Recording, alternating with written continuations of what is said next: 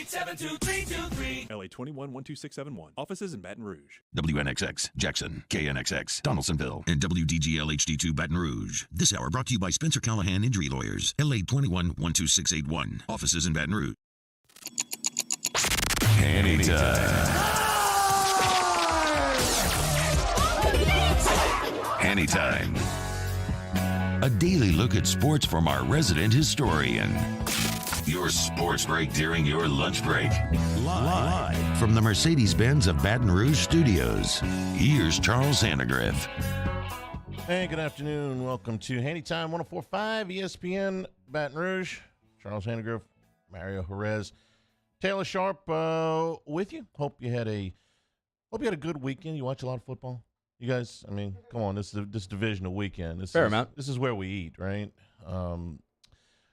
I could go in any order that I wanted to. You know where I want to start? I want to start with Cincinnati because, we were watching the games at the LeBaire Sportsbook, and the amount of Cincinnati Bengals love here. Now, look, you watch a game in a sportsbook, people are going to be rooting for what they bet on. So it's not in any way an impartial audience.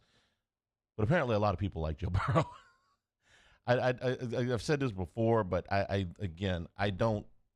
can't name another athlete that LSU fans have so actively rooted for in the NFL. Maybe Tyrann Mathieu, I guess, that have rooted as actively for as they do for Joe Burrow. And yesterday, the Bengals come out and against the number one seed here on the road in the snow, absolutely throttled the Buffalo Bills. They came out and took control of that game from the very first series, and they seemingly never let up. They punted twice the whole day. First drive, length of the field, touchdown. Second drive, length of the field, touchdown. Last drive of the first half, or second to last drive of the first half, length of the field, kick a field goal, up 2 scores at the half. Come out in the second half, first drive, length of the field, touchdown. Second drive, length of the field, field goal, and it's over. The game is over 10 minutes before the clock runs out, 10, 12 minutes before the clock runs out. It wasn't just Burrow, although he had an awful lot to do with this. The Cincinnati defense has come up with play after play in this run. And to stifle the Buffalo Bills, this is the Bills' lowest scoring game of the season, and to have Josh Allen just so completely flummoxed, just out of sorts. When you get the Buffalo Bills talking to each other on the sideline, you've accomplished something defensively. Stephon Diggs is over there. Now, Stephon Diggs and Josh Allen are Pro Bowl caliber players, potentially all-pro caliber players. They've both had really good seasons. Diggs up there, with the top handful of receivers in the game. And at the end of this thing, they're yelling at each other. Or, well, I should say Diggs is yelling at Allen. Allen's kind of sitting there with, like I said, like this flummoxed look on his face. The Bills couldn't run the football at all. They couldn't get Diggs loose. About all they had going for them most of the day was the tight end, Dawson Knox, who had a really good year this year. And Allen was forced to just check the ball down. He's barely over 6 yards an attempt. Cincinnati took away everything over the top. They gave Allen very little time to throw the ball, and he was late. One of the great stats out of this game, just what a high level that Burrow is playing at, is his get-off time for the football was 2.5 seconds. That is, on average, for the 38 passes he threw, 2.5 seconds to get the ball out of his hands. On one particular play to Jamar Chase, he got the ball out in less than 1.5 seconds down the, we're talking about, 12 yards down the field or whatever it was. His reaction time negated the one real thing that would concern Cincinnati fans going into this game, which is the injuries on the offensive line. Burrow was sacked one time yesterday and didn't throw an interception because he was able to get the ball out of his hands so quickly. So Jackson Carman, who was starting the first game of his NFL career as a tackle, Burrow made this guy look like Anthony Munoz yesterday, to cite another great Cincinnati tackle. When you get the ball out of your hands that quick and you're able to complete it the percentage that he is, well, you want to talk about frustrate the defense. And Carman had a pretty good game. The Bengals have had to reconfigure that offensive line on the fly here over the last 3 weeks. Burrow has made it possible for them to look pretty good in pass coverage. But I don't want to give all the credit to Burrow, because that offensive line also blocked to the tune of 5.1 yards per carry for Cincinnati's run game, which was also fantastic yesterday. How many yards after contact? It was a ton yesterday for particularly Joe Mixon. Jamar Chase, the early touchdown, it really kind of set the tone. And here are the Cincinnati Bengals, once again, a game away from the Super Bowl. A road game, but who cares? Joe Burrow got his third road playoff victory yesterday. Is that a big deal? Well, let me see. Boys, how many road playoff games did Peyton Manning win in his career? He's in the league a long time, right? I'll go 4. Taylor, you want to guess? I was going to say 4, but I'll say 5. Okay, 3. Brett Favre, also in the league, pretty long time. 3. Okay. Joe Montana, Terry Bradshaw, and John Elway, all multiple Super Bowl winners. Montana won 4, Bradshaw won 4, Elway won 2. If Joe Burrow quarterbacks the Bengals to a win this weekend, he will tie all 3 of those guys for road playoff wins. Now, a lot of this is on Burrow, but some of this is also circumstances. You say, well, those other guys, man, they didn't have to play a lot of games on the road because they were at home. For instance, Bradshaw only played 7 road playoff games in his career. Most of the time, those Steelers were at home. They didn't have to go on the road for very many games. And I'm sure this is a record that Burrow would like to see come to a screeching halt after next week's AFC Championship game, so that he can start playing games at home. And if he had not had the appendectomy and they had not gotten off to the 0-2 start, maybe that would have been possible.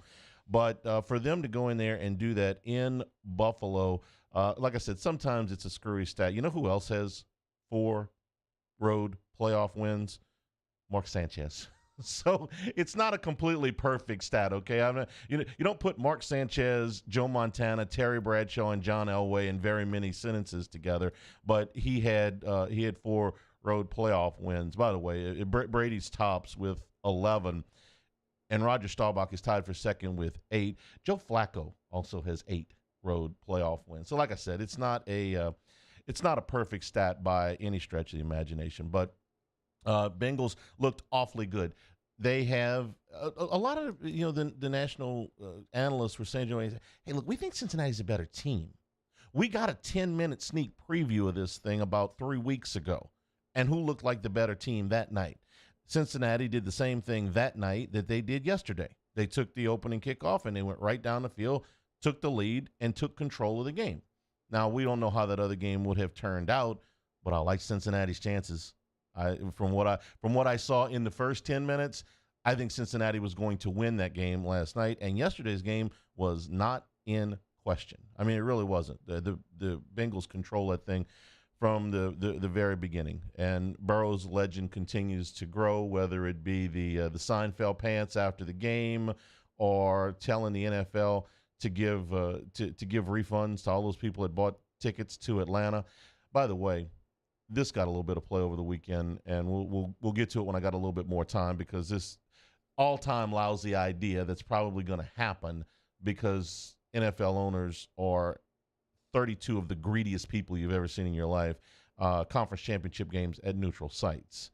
The league has kind of batted this around behind closed doors for apparently quite a while now, and they were hoping to get a trial run next week in Atlanta.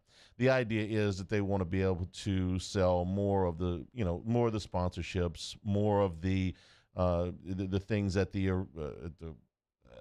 venues. They want to create a bidding war for this thing and turn it into something similar to what the college football playoff is with the semifinals. I think it's an awful idea, because I think if you're a season ticket holder, this is what you buy season tickets for, to get into a championship game scenario where your team is about to get to the Super Bowl. My favorite Saints game that I ever attended I didn't go to the Super Bowl. My favorite Saints game was the NFC Championship game against the Vikings.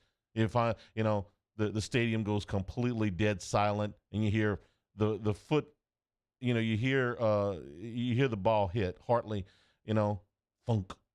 And then just a millisecond later, you hear the crowd explode, man. That's why you buy season tickets. It's not for the preseason game against the Colts.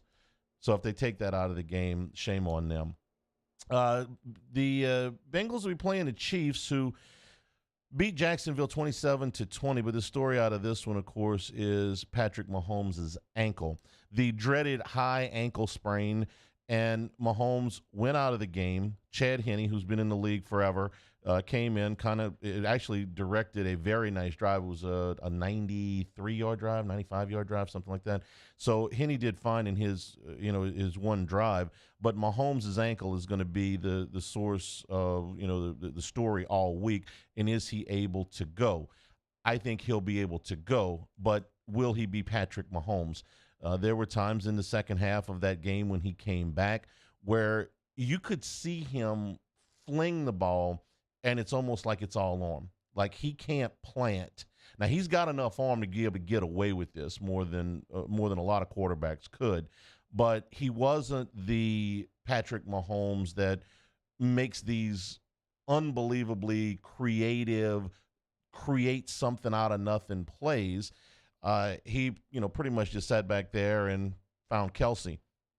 If the story of the week is whether or not Mahomes is going to be healthy, then the second story is what Cincinnati going to do with Kelsey, because nobody can guard that guy. He was fantastic yesterday Saturday. He had 14 catches. I thought Jacksonville played pretty well. They ran the ball very effectively. When they got down, they showed some fight. They got back in the game in the fourth quarter. That didn't do my picks any good. But I thought that, for the first road playoff game of the Trevor Lawrence era, I thought Jacksonville made a very nice accounting of themselves. If Mahomes doesn't come back in the game in the second half, do the Jaguars win? I don't know if I'm willing to go that far, but it would have made for some nervous moments for KC for sure, because they did not have their guy at full go. So the whole week now is going to be about how Patrick Mahomes is recovering. Look, it's a high ankle sprain. It's a month for most people. But you don't have a month. So it's shoot it up, rehab it, do whatever you got to do. And how compromised will Mahomes be next week against the Bengals? Cincinnati is a 1.5-point underdog at this point. So you got a pretty short line here. Leads me to believe that the odds makers think that Mahomes will play, but again, will he be a little bit less than the Patrick Mahomes that we know? Take a break. We'll talk about the NFC games when we come back. There's also lots of college basketball over the weekend. This is Hanny Time, 104.5 ESPN Baton Rouge. In times of need, get a full list of phone numbers, websites, and other important emergency information on the Demco Stormwatch page at 1045ESPN.com.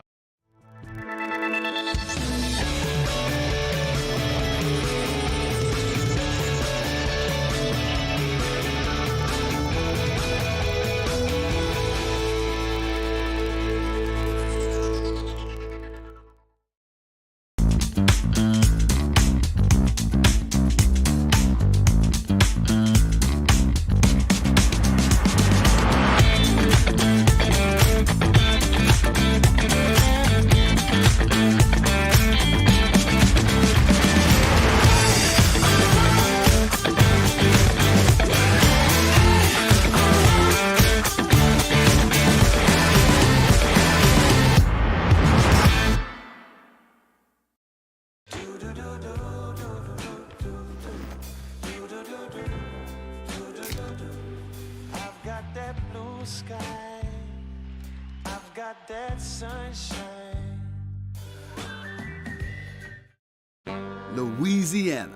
It's a place defined by culture, by pride, by passion, by people who do more than love this place. They celebrate it, elevate it, champion it. They are the individuals who embody what makes Louisiana great. The companies that make Louisiana a better place to work and live. The nonprofits leading transformational change in our communities. Champions of Louisiana are all around us, and LWCC is proud to celebrate them because we've always been Louisiana loyal, supporting the workers, the innovators, the change agents of this great place we call home. Who are the champions around you?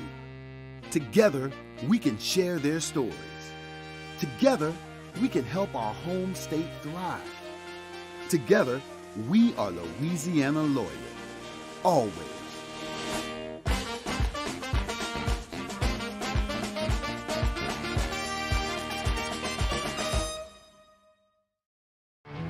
There it is, the extra mile, on the border of expected and extraordinary for those willing to go further, like vans customized for work or play, with safety and tech to keep you connected, supported by a 5-star sales, service, and finance team, and backed by the 1-star you know. So go the extra mile. It's never crowded, because so few have what it takes to go there. Mercedes-Benz Vans. Time doesn't stop, and the world keeps spinning. Community, culture, and communications, the powerful circle that connects us together. We're creating the next evolution, a network built for every possibility, moving faster than ever before, streaming us forward into the future. And the revolution is closer than you think. RTC, ETEL, and Vision are now Rev. New name, same company. I've been doing business with Luba for 25 years. They're dependable, trustworthy. It's just the attention to detail with our clients. Our folks have years and years of experience. They're highly trained professionals. But many companies have that asset. What I'd like to think makes Luba a bit different is that we use those talents in a way that truly is dedicated to serving the needs of the folks who depend on us. At Ochsner, we know healing is a team sport. That's why we've partnered with world-renowned orthopedic surgeon Dr. James Andrews to create the Ochsner Andrews Orthopedics and Sports Medicine Institute. Whether you're a professional athlete or a weekend warrior, our team of specialists are dedicated. Join me, Jimmy Ott, and Charles Hanniger. We're on campus at the Cook Hotel and Conference Center at LSU for the Monday evening edition of Game Time. It's Game Time, 6 to 8 p.m. Monday on 104.5 ESPN Baton Rouge.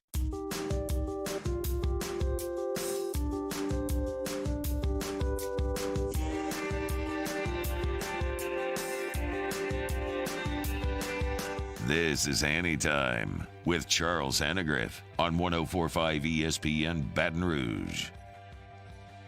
I don't know which game you enjoyed the most this weekend. Probably the Cincinnati game for all of the drama that we had in Super Wild Card Weekend. These games, got away from a couple of the teams on the weekend, including the New York Giants. This is not going to take me long because I want to make fun of Taylor for the rest of this segment. So I'm going to kind of gloss over the Philly game.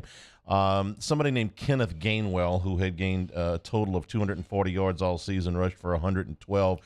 And Philadelphia, like Buffalo did, but to even more of an extreme, came out and took immediate control of the game right from jump and just smothered the Giants. There was nothing that they could do. Philadelphia's got the best offensive line in the game, and they ran it for 270 yards yesterday. Miles Sanders, who was hurting towards the end of the season and probably needed the time off, was their leading ball carrier yesterday. He had 17 carries, but what we were looking for was, were you going to see the design runs for Jalen Hurts given the injury that he sustained late in the regular season? And the answer was sort of. They ran him 9 times. It wasn't as much of a concerted effort to stop him as it was situational. When they absolutely positively had to have something, which wasn't often in this game, just a couple of times in the early drives. I thought Hurts looked reasonably well throwing the football. He didn't look like he was in excruciating pain. He delivered it where he needed to get it. And like I said, the Eagles' offensive line made this a cakewalk. They've got the best line in football. They've got the best center probably in football in Jason Kelsey. Lane Johnson is probably one of the top 2, 3, 4 tackles in all of football, and they used all of that. But the other thing they did was they really rattled Daniel Jones. As good as Jones looked a week ago against Minnesota, oh, wait, you mean to tell me there's a difference between Minnesota's defense and Philadelphia's defense? That difference, that gulf is like a mile wide. Playing Philadelphia in Philadelphia has no resemblance to playing Minnesota in Minnesota. So, look, if you're a Giants fan, this was a good year. You weren't supposed to make the playoffs. You made the playoffs. You won a playoff game. Your coach, if I was a Giants fan, I would feel very, very good about that coach.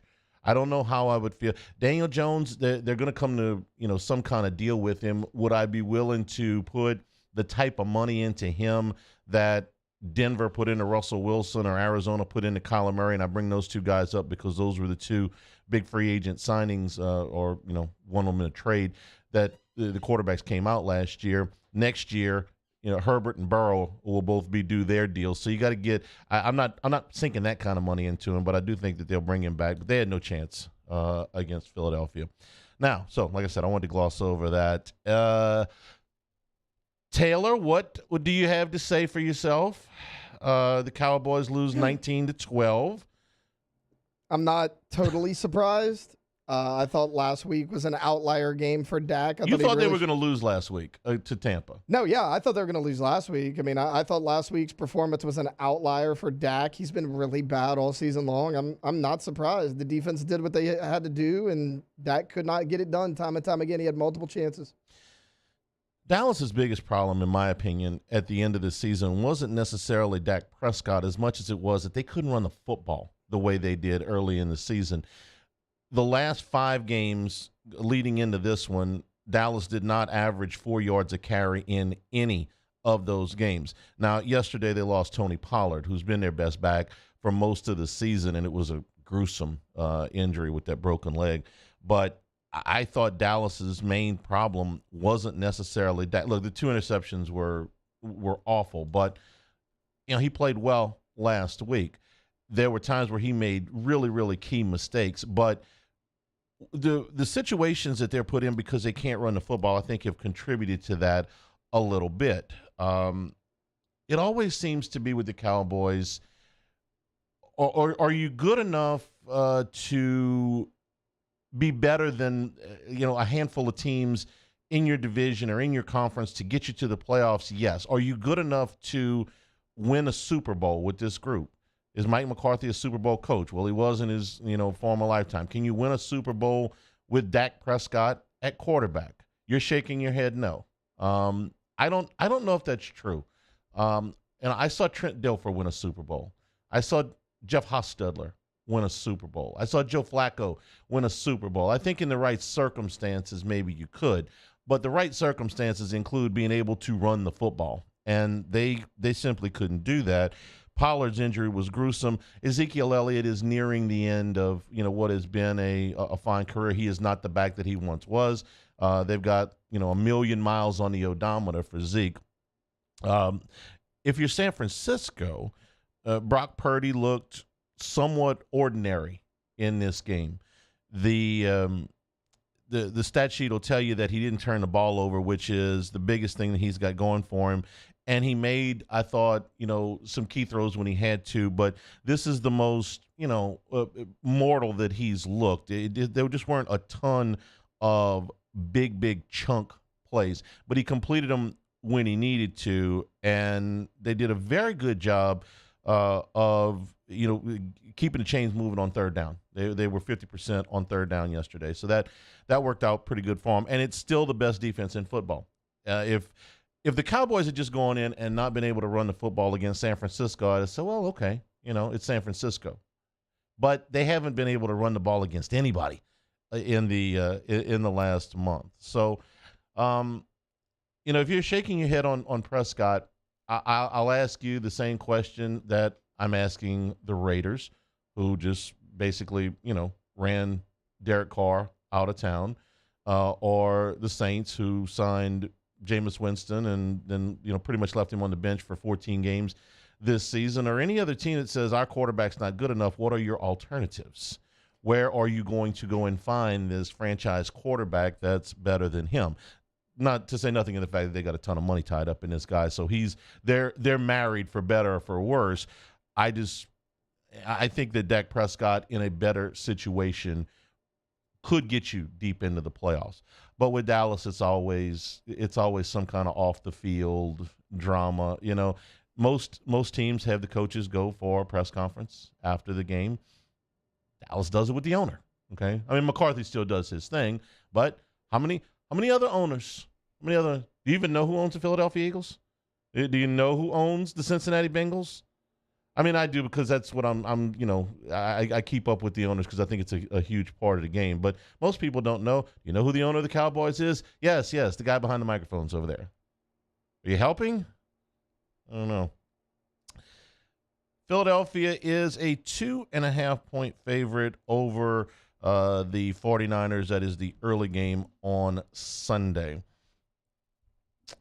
Just right this second, I reserve the right to change my mind as the week goes on. Bengals and Eagles. That's my first. That's my first impression. Is that's who will win the two games this weekend. If Mahomes was completely healthy, I might, call out just a dead heat. But man, the Bengals are playing lights out football right now, even with the offensive line changes that they've had to make. I think San Francisco is very good. I just think Philadelphia is a touch better. That game was at the Bay. I'd probably go the other way. And I know that home field hasn't been as big of a deal in the NFL playoffs in the last several years as it used to be, but I'll give Philadelphia the slight edge at home against the 49ers. And I think that the injury concerns with Jalen Hurts were taken care of for me.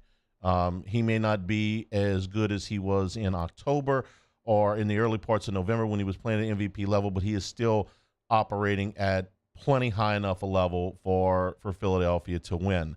That game will not be for the meek at heart. That will be among the most physical football games that you have seen all year when Philadelphia plays San Francisco. Take a break. We'll come back, talk about the basketball over the weekend. The news wasn't particularly good there, but we'll talk about that when we come back. This is Hanny Time, 104.5 ESPN Baton Rouge. This is Hanny Time. Well, it's a Monday, and that means at Big Mike's Sports Bar and Grill, it is all-you-can-eat boiled shrimp every Monday night from 5 p.m. until close. Sundays, you can get in happy hour all day long. NFC and AFC championship games next week. The bar opens at 11 a.m. $2 domestic draft and bottles, $3 wells, $3.50 wine. That's 3 to 7 every Monday through Friday and all day on Sunday. Live music coming up. We'll have those announcements a little bit later on in the week. Big Mike's on Aspen Boulevard, right there in the heart of Denham Springs, with the Denham Springs Athletic Hall of Fame right out in the front of the building. At Big Mike's, we're kind of a big deal. Our listeners fire off their opinions on the jimsfirearms.net hotline at 499-1045. Keep listening for your next chance to shoot us your thoughts with the jimsfirearms.net hotline on 104.5 ESPN Baton Rouge. Bayou Chrysler Dodge Jeep Ram has $8,500 off new 2022 Ram 1500s. New 2022 Ram 1500 trucks on our lot now with $8,500 off MSRP. All new Bayou vehicles come with a 1 million mile warranty. If you need sales or service, the crew at Bayou is going to do right by you.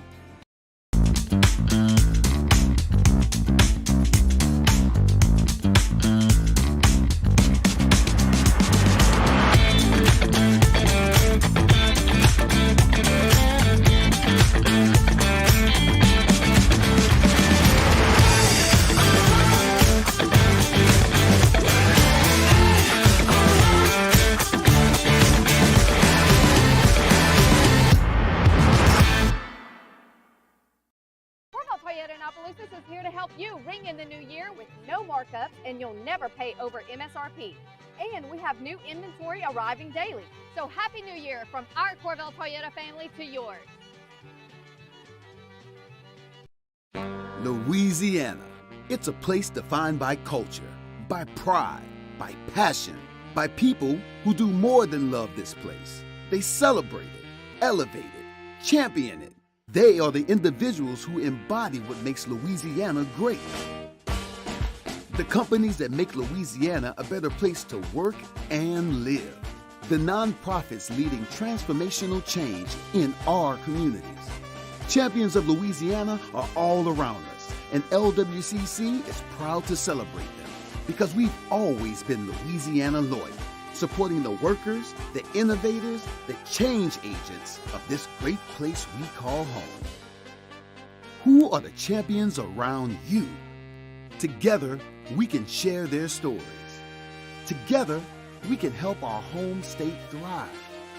Together, we are Louisiana loyal. Always.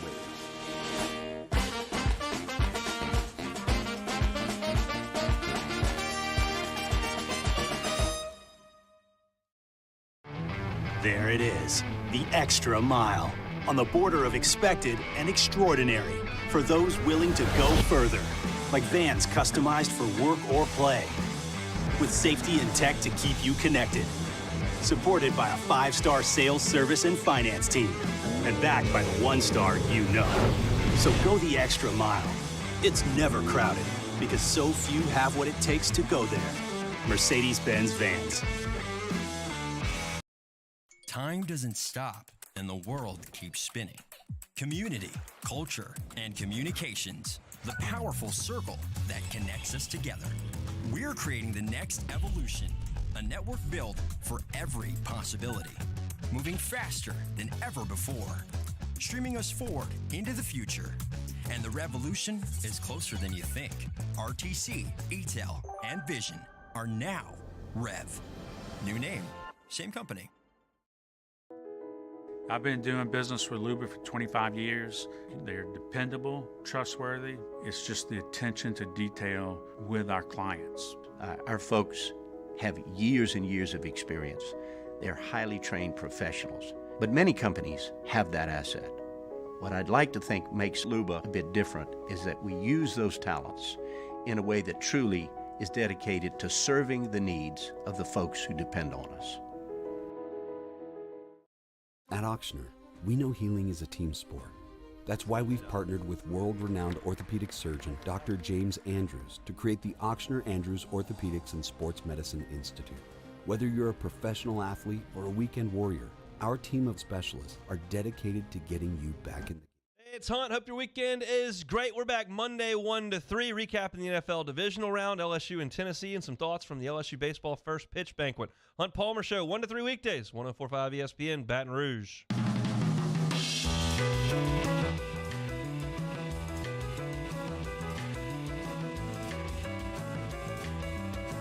This is Hanny Time with Charles Hannigreth on 104.5 ESPN, Baton Rouge.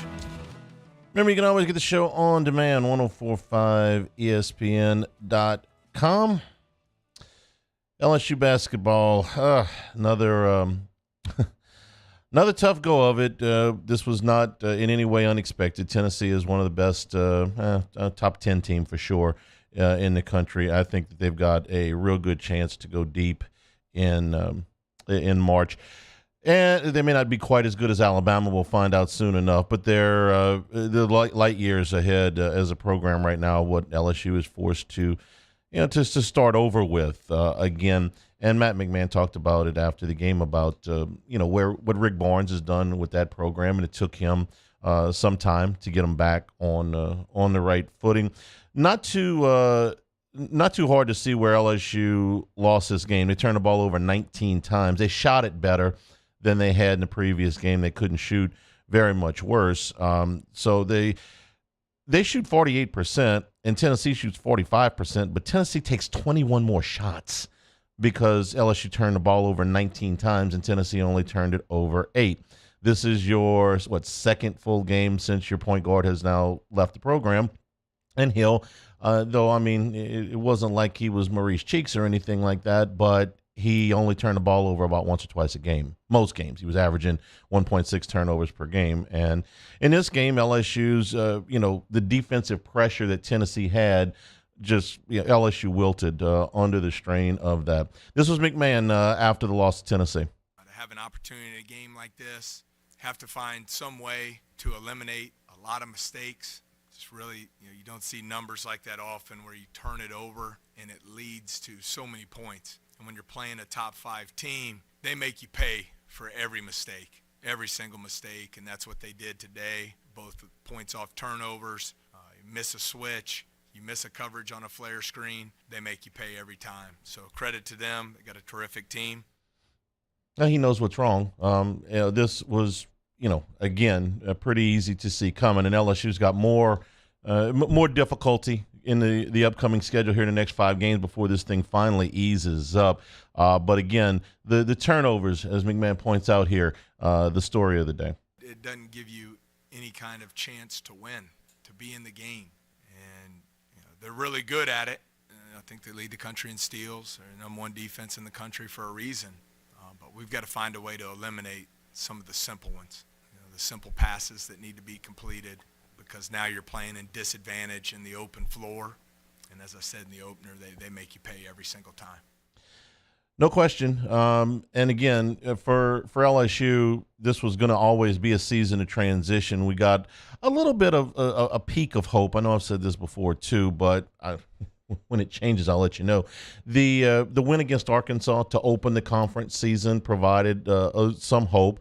The strong start that Kansas State had in Big 12 play, which the Big 12 is fantastic, and the fact that LSU had played with them in a pre-conference game gave some hope. But now you're starting to see what we thought was going to be the case here, was LSU just does not have enough offensive firepower to be able to compete with teams like Tennessee, Auburn, or Alabama. I think they can get in there with some of the other teams in the conference, but you're going to Arkansas tomorrow night. This is an Arkansas team that got a badly needed win against a not very good Ole Miss group on Saturday. They had lost 4 in a row before that. Then you play Texas Tech, who's in last place in the Big 12, but again, it's the Big 12. It's really good. Then you go to Missouri, who's not bad. They got thumped by Alabama, but Alabama's thumping pretty much everybody right now. And then you get the Tide. That's your next 4 games. I would be surprised if LSU won any of those. After that, once you get into February, you can start to see a little bit of easing. You play Mississippi State, you play Texas A&M, you play South Carolina, you play Vanderbilt, you play Ole Miss. There's an opportunity for some wins there. I would, like to see, again, I said this last week, some more minutes for, some of the younger players. And, we saw Jalen Reed got 22 minutes on Saturday. So that was good. What else can I tell you? This is going to be a long rebuild, and you do have some people, chirping on Twitter a little bit about, when's the NCAA going to get off the dime and let them know what's what, and that's a reasonable thing. Our friend Jacques Doucet at WAFB tweeted that this morning. He says, it's been 4 years since Will Wade was suspended, so can we have something? And now you're looking at the potential, based on what we saw happen in Arizona, that Will Wade may not have a show cause in the penalties. I mean, I never thought that would be possible. That's probably on the table now. I would be surprised if LSU had any kind of postseason bans in coming years based on what happened in this investigation. I don't know that, but I'm reading the rest of the rest of the teams that were involved in all this, and I'm seeing that for the most part, the penalties have been extremely light. I think that it would be a wonderful thing if the NCAA would just come out and say, listen, you've been looking for 4 years. If you ain't found it by now, maybe it doesn't exist, all right? But it's still something that McMahon's got to deal with every day. You're going into a late signing period. You're getting into the transfer portal to try to fix next year's team. You're trying to get better with this year's team, but really what you're trying to do is build a culture and a foundation for next year's team. And McMahon talked about that just being a part of this process. Unfortunately, this is part of the process that we signed up for. And, so I think you have to try to find some positives, as difficult as that is. Obviously, everyone wants to win, but we have to figure out a way to take some positives from practices, from games, and try to build our program. I knew this was not going to be an easy task. When we signed up for it, we got to continue to work and fight to try and build not only our team, but the foundation of the program so that we can continue to improve. He was right. It's going to be very, very hard. A few weeks from now, I'll tell you, hey, look, there may be some light at the end of the tunnel here. But for the moment, what I'm going to tell you is it's probably going to get worse before it gets better. The next 4 games, I don't know how good Arkansas is after the injuries. In the preseason, I thought they were a top 10 team, but I think LSU is going to go into a buzzsaw. That's a difficult place to play. You may show out against Texas Tech. I don't know. Going to Missouri is a tough place. It's very difficult for me to see LSU going on the road and beating anybody at this point. So, like I said, and then you got Alabama. Again, that game's at home. That game could be played on Neptune, and LSU they got no chance. I'm sorry. So it's going to take a little bit more time. That's it.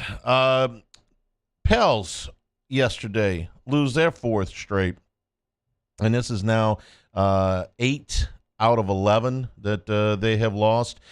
And to me, looked like a pretty tired basketball team and I'll be honest with you, I did not focus in on this game. It was on while the football was on. I was paying more attention to the football, but I was paying enough of attention to know that they took a lead to the half and just they wilted down the stretch. And it was at the end of the first half, and then at the end of the game where Miami just looked like they had a little bit more gas. Willie Green, 100-96 was the final. This was Willie Green on the loss to the Heat. I'm proud of our guys, the fight that they had tonight. The guys competed. They played at a high level, executed at a high level on both ends of the floor. Game plan discipline was on point. We came up short. And a lot of it, Jen, to your point, is we just had to take care of the basketball. Yeah, the turnovers were a problem. They turned the ball over 24 times last night. For me, when you don't have Zion Williamson and you don't have Brandon Ingram, there is so much attention on C.J. McCollum, and McCollum's done what he can, But when they started putting 2 people on him yesterday, he started turning the ball over because, well, that's what happens when 2 people try to guard you a lot, is you turn the ball over, and he did plenty yesterday, and it's affected his shooting as well. Those are it's too many minutes. If you heard us last week, we were citing the stats from Ali Cosell. Among the contenders in the Western Conference, the Pels have had more games in which they have been without their top 2 guys than anybody else, and it's by a lot. I mean, it's by like 17 games over Memphis, which is second place, with John Morant and Desmond Bane. Well, you take the top 2, and who has the best record in the league? The Boston Celtics.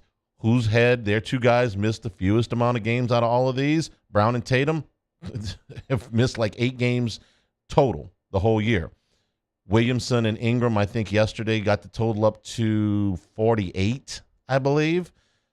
Your top 2 guys are missing 7 times the amount of games that the contenders in the league are. Yeah, this is problem. We had Ty Graffanini on from Orlando on Friday. The Pels lost that game too. And he said that with the trip to Miami, and then they've got back-to-backs on Tuesday and Wednesday, it's probably not going to – Brandon Ingram is not coming back into the lineup until he goes through a full practice. His next opportunity to go through a full practice is probably on Friday. Now, is he going to be back after that full practice? Who can say? But they got to have these guys. I mean, it's too far to limp to the All-Star break. I don't think Zion's going to be back until after the All-Star break. You got too many games left. I mean, you can really bury yourself. There's 6 games separating 6th place in the Western Conference, which means you avoid the play-in, and being out of the play-in altogether. I mean, for this point in the season where, they're approaching the 50-game mark, that's almost no margin at all. You can't limp into the All-Star break's too far away. It's almost a month away. You can't just sit here with what you got left. Trade deadlines in 2.5 weeks. They may make a move for a shooter. I don't know. But if they don't get one or two of these guys back quick, this is going to continue to slide because you're going to have things happen like what happened yesterday. I thought that they ran out of gas at the end of both. Well, let me – Coach, you take it. Willie Green on the struggles at the end of the first half. Once again, our guys know we have to play for 48 minutes. We were kind of carving them up on both ends of the floor, and then we finished the second quarter, last 3 or 4 minutes, and we had 6 turnovers. That gave them life. And from then on, now it's an uphill battle, and this is not a team that you want to give life to. No argument. Miami Heat is well-run organization, and when I think of the Miami Heat, if I make an NFL comparison, they're like the NBA's version of the Baltimore Ravens. They're always good. They may not be flashy, but they are hard to beat, and they can beat you in a lot of different ways. And it may not be the most flashy of teams, but they're hard to get out. Very, very tough. Take a break. Come back with some of your questions here as we round out the hour. This is Hanny Time, 104.5 ESPN Baton Rouge. This is Hanny Time. Acura and Infinity of Baton Rouge. Here as we open 2023. 3.9% APR finance for 60 months is available on most models on the lot.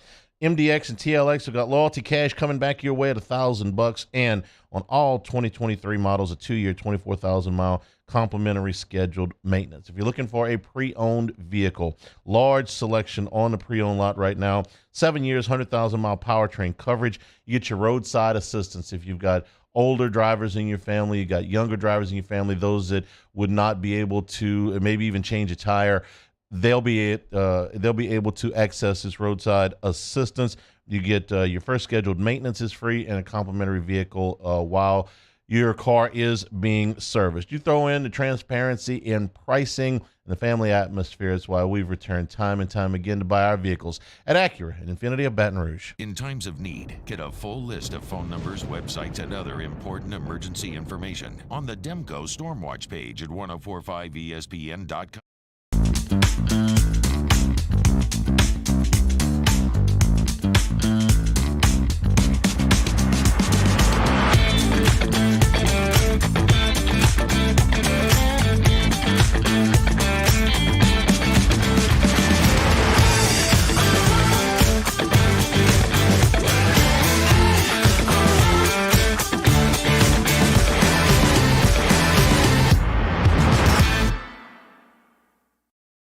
Louisiana. It's a place defined by culture, by pride, by passion, by people who do more than love this place. They celebrate it, elevate it, champion it. They are the individuals who embody what makes Louisiana great. The companies that make Louisiana a better place to work and live. The nonprofits leading transformational change in our communities. Champions of Louisiana are all around us, and LWCC is proud to celebrate them because we've always been Louisiana loyal, supporting the workers, the innovators, the change agents of this great place we call home. Who are the champions around you? Together, we can share their stories. Together, we can help our home state thrive. Together, we are Louisiana loyal. Always.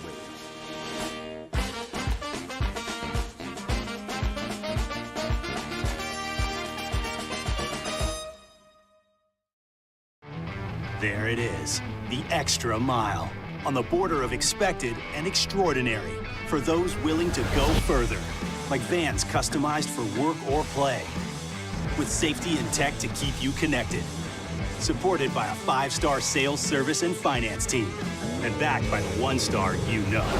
So go the extra mile. It's never crowded, because so few have what it takes to go there. Mercedes-Benz Vans. Time doesn't stop, and the world keeps spinning. Community, culture, and communications, the powerful circle that connects us together. We're creating the next evolution a network built for every possibility, moving faster than ever before, streaming us forward into the future.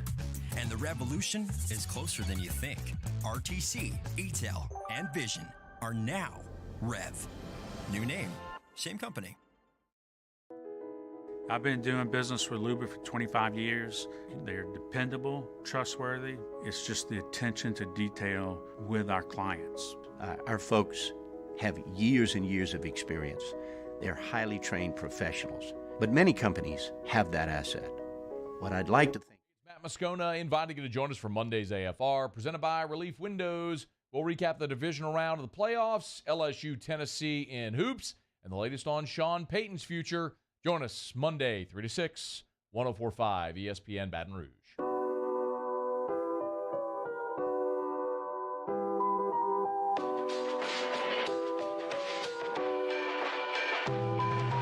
This is Hanny Time with Charles Hannegriff on 104.5 ESPN Baton Rouge. All right. Some of the questions out of the chat. Do you enjoy the snow in the playoffs? The Bills do not need a dome. It's fine as long as I don't have to go. If I can watch it on TV, it can snow all at once. I'm not in that stadium. Look, playoff football in places like Buffalo, Philadelphia, New York, Cleveland when they make the playoffs, New England for years. That's just part of the deal. I mean, how many would the Colts have won more games against the Patriots if they'd have played more of them at home? Almost certainly, yes. Going into play in those elements is a part of that. Buffalo, Chicago is another one. It's because both of these places want to build new stadiums. And the mayor of Chicago said something about, are they going to put a dome? Would they talk about a dome?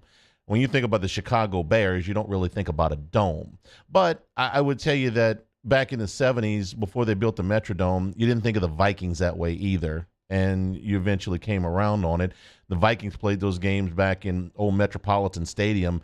A lot of those games were played 20s, 30s, snow. The famous Drew Pearson Hail Mary game, from Staubach was played at the old Met. So no, I enjoy watching those games because I know what those cold weather teams are built like. But if I were a Bill season ticket holder, I'd probably rather be in a dome. But that's just me. Ask Hanny, is Dak overpaid? Taylor, you want to take this one? Is Dak overpaid? Yeah, probably a little bit. I think it's difficult. $40 million a year. Yeah, it's a lot. The problem is when these quarterbacks contracts come up, if they've had a reasonable amount of success, the market for them is ridiculous, and you don't want to pay superstar money for a non-superstar. Okay, there's a difference between just being a good quarterback and being at an elite. Patrick Mahomes deserves every dime that he makes from the Chiefs. The guy is elite. Okay. Aaron Rodgers, he's been the MVP the previous 2 seasons. He deserves whatever it is that he gets. I'm fine with that. But when Washington had to decide what they were going to do with Kirk Cousins wanted, he wanted elite level money, and Washington said, you're not elite.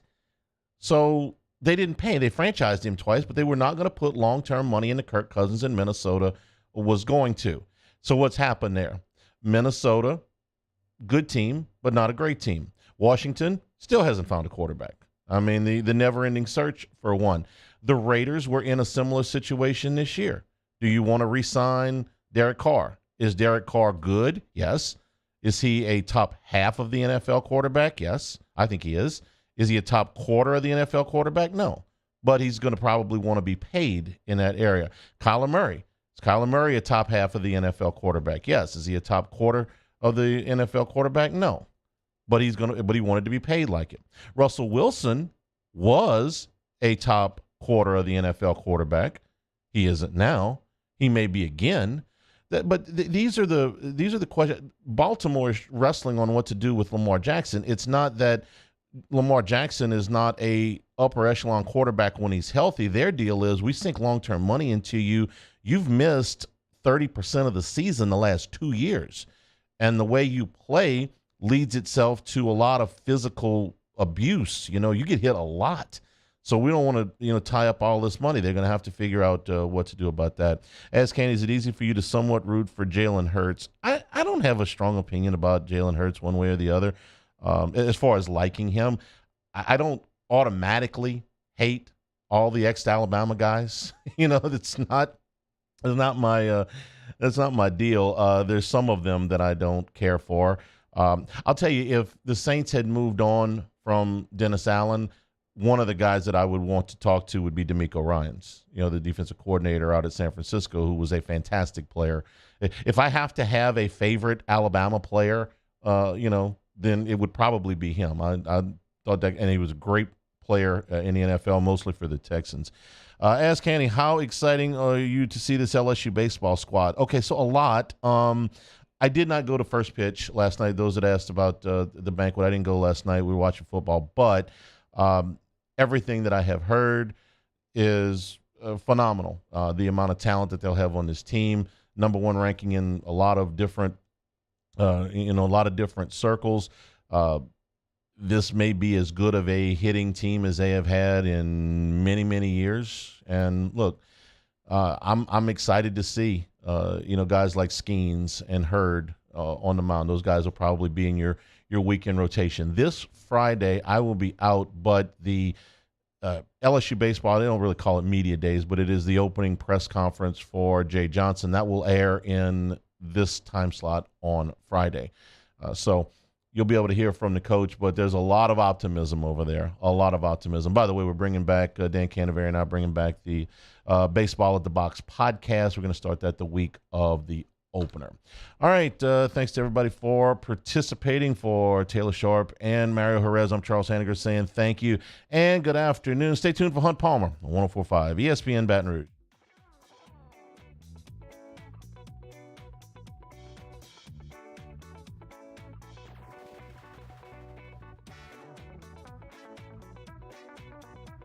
Bayou Ford has $4,000 off MSRP plus $1,000 Ford credit cash.